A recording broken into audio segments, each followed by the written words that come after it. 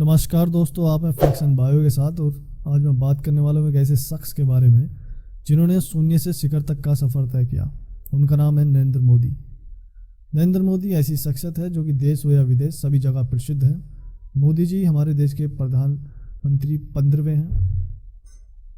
सन 2014 और 2019 के आम चुनावों में भारतीय जनता पार्टी के साथ मिलकर मोदी जी ने ऐतिहासिक जीत हासिल की। मानो पूरे देश में मोदी लहर सी आ गई हो। स्वतंत्रता के बाद ऐसी जीत हासिल करने वाले भारत के पहले प्रधानमंत्री बने।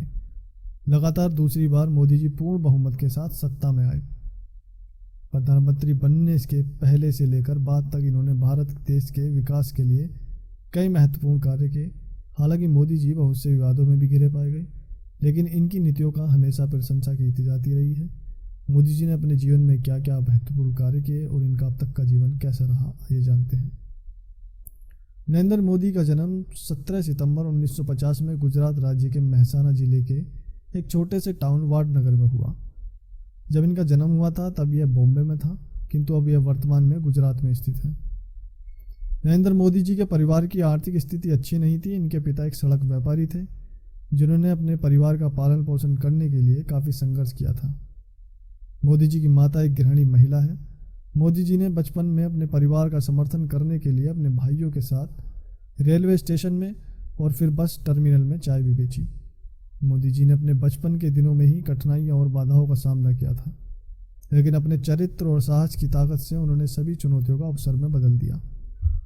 इस तरह से उनका शुरुआती जीवन काफ़ी संघर्षपूर्ण रहा था। नरेंद्र मोदी जी के परिवार की बात करें तो इनके पिताजी का नाम स्वर्गीय श्री दामोदर दास मूलचंद मोदी और माता जी का नाम हीराबेन, जिनका हाल ही में निधन हो गया। इनके 4 भाई और एक बहन है। इनकी पत्नी का नाम जसोदाबेन चिमनलाल मोदी है। मोदी जी का परिवार मोद यानी तेली समुदाय से है, जो कि भारत सरकार द्वारा अन्य पिछड़ा वर्ग श्रेणी से संबंध रखता है। नरेंद्र मोदी जी अपने माता पिता की तीसरी संतान हैं। और इनकी शिक्षा और शुरुआती करियर की बात की जाए तो नरेंद्र मोदी जी की शुरुआती शिक्षा वडनगर के स्थानीय स्कूल से पूरी हुई। उन्होंने वहाँ सन 1967 तक अपनी हायर सेकेंडरी तक की पढ़ाई पूरी कर ली थी। उसके बाद उनके परिवार की आर्थिक स्थिति अच्छी न होने के कारण उन्होंने अपना घर छोड़ दिया था और फिर उन्होंने पूरे भारत में भ्रमण कर विविध संस्कृतियों की खोज की। इसके लिए मोदी जी ने उत्तर भारत में स्थित ऋषिकेश व हिमालय जैसे स्थानों का दौरा किया। उत्तर पूर्व के हिस्सों में दौरा करने के 2 साल बाद वे भारत लौटे। इस तरह से मोदी जी ने अपनी स्कूली पढ़ाई पूरी करने के बाद कुछ साल तक अपनी आगे की पढ़ाई रोक दी। फिर मोदी जी ने सन 1978 में अपनी उच्च शिक्षा के लिए भारत के दिल्ली यूनिवर्सिटी में, उसके बाद अहमदाबाद में गुजरात यूनिवर्सिटी में दाखिला लिया। वहाँ उन्होंने राजनीति में क्रम से ग्रेजुएशन और पोस्ट ग्रेजुएशन किया। एक बार मोदी जी के एक शिक्षक ने बताया था कि मोदी जी पढ़ाई में सामान्य थे, किंतु वे पुस्तकालय में ज़्यादातर अपना समय बिताया करते थे। उनकी वाद विवाद की कला बेहतरीन थी। अगर इनके राजनीतिक करियर की बात करें तो अपने कॉलेज की पढ़ाई के बाद मोदी जी अखिल भारतीय विद्यार्थी परिषद में शामिल होकर फुल टाइम प्रचारक के रूप में राष्ट्रीय स्वयंसेवक संघ, जो कि एक हिंदू राष्ट्रवादी राजनीतिक दल है, उसमें शामिल होने के लिए अहमदाबाद चले गए। सन 1975-77 में तत्कालीन प्रधानमंत्री इंदिरा गांधी द्वारा लगाए गए राष्ट्रीय आपातकाल के दौरान राष्ट्रीय स्वयंसेवक संघ में प्रतिबंध लगा दिया गया था, जिसके कारण मोदी जी को उस समय अंडरग्राउंड होने के लिए मजबूर होना पड़ा। एवं गिरफ्तारी से बचने के लिए भेष बदलकर यात्रा किया करते थे। आपातकाल के विरोध में मोदी जी काफ़ी सक्रिय रहते थे। उन्होंने उस समय का सरकार का विरोध करने के लिए पर्चे के वितरण सहित कई तरह के हथकंडे अपनाए। इससे उनका प्रबंधकीय और लीडरशिप कौशल सामने आया। इसके बाद नरेंद्र मोदी राजनीतिक कार्यकर्ता के रूप में राजनीति में शामिल हो गए। इन्हें आरएसएस में लेखन का काम सौंपा गया था। सन 1985 में आरएसएस द्वारा मोदी जी ने भारतीय जनता पार्टी यानी बीजेपी पार्टी में सम्मिलित होने के बारे में सोचा। सन 1987 में नरेंद्र मोदी जी पूरी तरह से बीजेपी में शामिल हो गए और पहली बार उन्होंने अहमदाबाद नगर पालिका चुनाव में भाजपा के अभियान को व्यवस्थित करने में मदद की। इसमें भाजपा की जीत हुई और नरेंद्र मोदी जी ने पहली बार सन 2001 में विधानसभा का चुनाव लड़ा और राजकोट में 2 में से 1 सीट जीती, जिसके बाद वे गुजरात के मुख्यमंत्री बन गए। दरअसल उस समय केशुभाई पटेल का स्वास्थ्य खराब हो गया था और दूसरी तरफ उपचुनाव में भाजपा राज्य की कुछ विधानसभा सीटें हार गई थी। इसके बाद बीजेपी की राष्ट्रीय लीडरशिप केशुभाई पटेल के हाथ से लेकर मोदी जी को थमा दी गई थी। उन्हें गुजरात के मुख्यमंत्री के रूप में कार्यभार सौंपा गया। 7 अक्टूबर सन 2001 को मोदी जी ने गुजरात के मुख्यमंत्री के रूप में शपथ ग्रहण की। इसके बाद उनकी एक के बाद एक जीत निश्चित होती चली गई। सबसे पहले उन्होंने 24 फरवरी 2002 में राजकोट के द्वितीय निर्वाचन क्षेत्र के लिए उपचुनाव जीता। उन्होंने कांग्रेस के अश्विन मेहता को 14,728 वोटों से हराया। नरेंद्र मोदी जी के उपचुनाव जीतने के 3 दिन बाद गुजरात में सांप्रदायिक हिंसा की एक बहुत बड़ी घटना हुई, जिसके परिणाम स्वरूप 58 लोगों की हत्या कर दी गई थी। क्योंकि उस समय गोधरा के पास सैकड़ों यात्रियों से भरी एक ट्रेन में, जिसमें ज़्यादातर हिंदू यात्री थे, उसमें आग लगा दी गई थी। इस घटना से मुस्लिमों के विरोध में यह घटना हुई थी, जिससे पूरे गुजरात में फैल गया और गुजरात में सांप्रदायिक रूप से दंगे होने लगे। इस दंगे में लगभग 900 से 2000 लोगों को अपनी जान गंवानी पड़ी थी।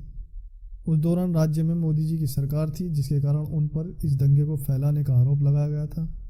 मोदी जी पर लगाए गए आरोप के चलते उन पर चारों तरफ से दबाव बढ़ गया था, जिसके कारण उन्हें अपने मुख्यमंत्री पद से इस्तीफा देना पड़ा था। इसलिए मोदी जी का उस समय गुजरात के मुख्यमंत्री का कार्यकाल केवल कुछ महीनों का ही था। फिर सन 2009 में इससे संबंधित सुप्रीम कोर्ट ने एक दल बनाया, जो कि इस मामले की जांच के लिए बनाया गया था। इस दल का नाम SIT था। इस दल ने पूरी तरह से जांच करने के बाद सन 2010 में सुप्रीम कोर्ट में एक रिपोर्ट पेशकश की, जिसमें मोदी जी को इस मामले में ग्रीन सिग्नल दे दिया गया। हालांकि सन 2013 में इस जांच दल के ऊपर आरोप लगाया गया कि उन्होंने मोदी जी के खिलाफ मिले सबूतों को छिपाया है। जब मोदी जी को कोर्ट से क्लीन चिट मिल गई तो उन्हें फिर से गुजरात के मुख्यमंत्री के रूप में नियुक्त कर दिया गया था। मोदी जी के दोबारा गुजरात के मुख्यमंत्री बनने के बाद उन्होंने राज्य के विकास के लिए कार्य शुरू कर दिए। इससे राज्य में काफ़ी परिवर्तन आया। उन्होंने गुजरात राज्य में टेक्नोलॉजी और वित्तीय पॉक्स का निर्माण किया। सन 2007 में मोदी जी ने वाइब्रेंट गुजरात शिखर सम्मेलन में गुजरात में 6,600 अरब रुपए के रियल एस्टेट निवेश सौदों पर हस्ताक्षर किए। इसके बाद साल जुलाई में नरेंद्र मोदी जी ने मुख्यमंत्री के रूप में 2063 दिन पूरे कर लिए थे, जिसके चलते उन्होंने सबसे अधिक दिनों तक गुजरात के मुख्यमंत्री पद को संभालने का रिकॉर्ड अपने नाम कर लिया था। मोदी जी का यह रिकॉर्ड आगे भी कायम रहा। सन 2007 में हुए गुजरात विधानसभा चुनाव में मोदी जी ने दोबारा जीत हासिल की और वे वहाँ के तीसरी बार मुख्यमंत्री बन गए। सन 2012 में मोदी जी का तीसरी बार मुख्यमंत्री बनने का कार्यकाल समाप्त हो गया और इस साल फिर से गुजरात में विधानसभा चुनाव आयोजित हुए और हर साल की तरह इस साल भी मोदी जी ने जीत हासिल की। उन्हें चौथी बार गुजरात में के मुख्यमंत्री का पदभार संभालने के लिए नियुक्त कर दिया गया। नरेंद्र मोदी जी के चौथी बार गुजरात के मुख्यमंत्री बनने के बाद एक साल बाद जून में उन्हें भारतीय जनता पार्टी का अध्यक्ष बना दिया गया और इस तरह से सन 2014 में होने वाले आम चुनाव प्रधानमंत्री पद के उम्मीदवार के रूप में दिखाई दिए, जिसके चलते मोदी जी को अपना गुजरात का मुख्यमंत्री पद त्यागना पड़ा। हालांकि इस दौरान लाल कृष्ण अडवाणी जी के साथ बीजेपी के कुछ सदस्यों ने इस चीज़ का विरोध किया, किंतु फिर भी मोदी जी ने उस दौरान वाराणसी और वडोदरा दोनों सीटों पर जीत हासिल की थी और आने वाले आम चुनाव में प्रधानमंत्री पद के उम्मीदवार के रूप में अपनी जगह बना ली थी। इस चुनाव के दौरान मोदी जी ने पूरे देश में लगभग 437 चुनाव रैलियां की। इन रैलियों में मोदी जी ने कई सारे मुद्दों को जनता के सामने रखा, जिससे जनता ने प्रभावित होकर बीजेपी को वोट दिया। फिर सन 2014 के आम चुनाव में बीजेपी की जीत एक ऐतिहासिक जीत बन गई थी। इस साल बीजेपी ने पूर्ण बहुमत के आधार पर 534 में से 282 सीटें अपने नाम की और इस तरह से नरेंद्र मोदी जी भारत के प्रधानमंत्री के रूप में एक नया चेहरा बन गए। नरेंद्र मोदी जी पहली बार प्रधानमंत्री पद के लिए जीत हासिल करने के बाद 26 मई 2014 को नरेंद्र मोदी जी ने प्रधानमंत्री पद की शपथ ग्रहण की और इस तरह से वे देश के 14वें प्रधानमंत्री नियुक्त हो गए। नरेंद्र मोदी जी के प्रधानमंत्री बनने के बाद लोगों को उनसे काफ़ी उम्मीदें होने लगी। प्रधानमंत्री के रूप में मोदी जी ने भारत में कई विकास कार्य किए। उन्होंने विदेशी व्यवसायों को भारत में निवेश करने के लिए प्रोत्साहित किया। मोदी जी ने विभिन्न नियमों, परमिट्स और इंस्पेक्शन लागू किए जिससे कि व्यवसाय अधिक आसानी से बढ़ सके। मोदी जी ने सामाजिक कल्याण कार्यक्रमों पर खर्चा किया और स्वास्थ्य सेवा की तरफ अधिक ध्यान केंद्रित किया। इसके अलावा मोदी जी ने हिंदुत्व, रक्षा, पर्यावरण एवं शिक्षा को प्रोत्साहित करने के लिए भी कई कार्य किए। 2019 लोकसभा चुनाव में मोदी जी का परचम फिर छाया रहा। मोदी क्रांति ने दूसरे दलों को बहुत पीछे छोड़ दिया। नरेंद्र मोदी जी की पूर्ण बहुमत के साथ 303 सीट प्राप्त कर अभूतपूर्व जीत हासिल हुई। भारत के इतिहास में पहली बार किसी नेता ने लगातार दूसरी बार पूर्ण बहुमत के साथ इतनी बड़ी जीत हासिल की। भारत की जनता ने इस बार अपना प्रधानमंत्री खुद चुना और सबने मोदी जी पर पूर्ण विश्वास दिखाया। मोदी लहर कहो या मोदी क्रांति, इस बार भारत ने लोकसभा चुनाव पूरी दुनिया में छाए रहे। मोदी की वाहवाही चारों ओर थी। नरेंद्र मोदी जी ने अपने पिछले 5 सालों में काम से जनता बहुत खुश थी, जिसके चलते जनता उन्हें एक बार और मौका देना चाहती थी। उन्नत भारत के लिए लोगों को मोदी जी से बहुत उम्मीद है। मोदी जी ने भी कहा, सबका साथ, सबका विकास और सबका विश्वास, विजयी भारत। मोदी जी ने इस जीत को बीजेपी कार्यकर्ताओं की मेहनत का फल बोला। आइए जानते हैं मोदी जी के बारे में कुछ रोचक जानकारी। बचपन में मोदी जी भारतीय आर्मी में शामिल होना चाहते थे और उन्होंने सैनिक स्कूल में शामिल होने के लिए कोशिश भी की, लेकिन वित्तीय स्थिति अच्छी न होने की वजह से वे सैनिक स्कूल में दाखिल नहीं ले सके। 17 साल की उम्र में मोदी जी ने अपना घर छोड़ दिया था और वे भारत के अलग अलग हिस्सों में यात्रा करने के लिए निकल गए।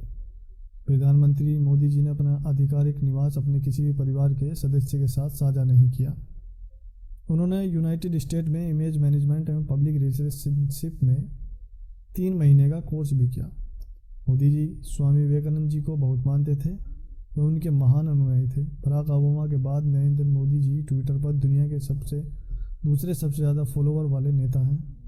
इनके लगभग 12 मिलियन से भी अधिक फॉलोवर हैं। मोदी जी एवं बराक ओबामा दोनों बहुत अच्छे दोस्त हैं।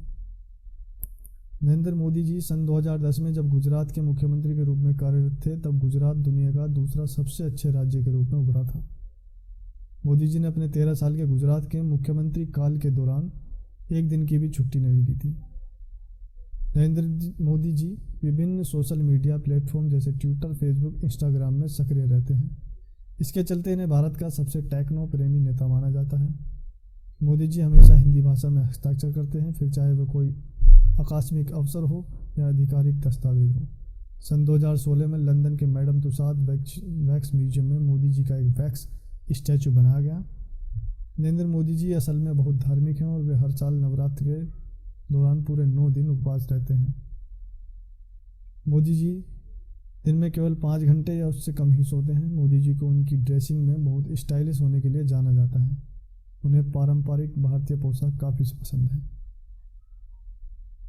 तो इसी के साथ मैं आपसे विदा लेना चाहूँगा। इसी तरह की जानकारी और बायोग्राफी जानने के लिए फॉलो कीजिए फैक्ट्स एंड बायो को, और लेटेस्ट वीडियो के लिए लाइक करें और बेल आइकन दबाना न भूलें।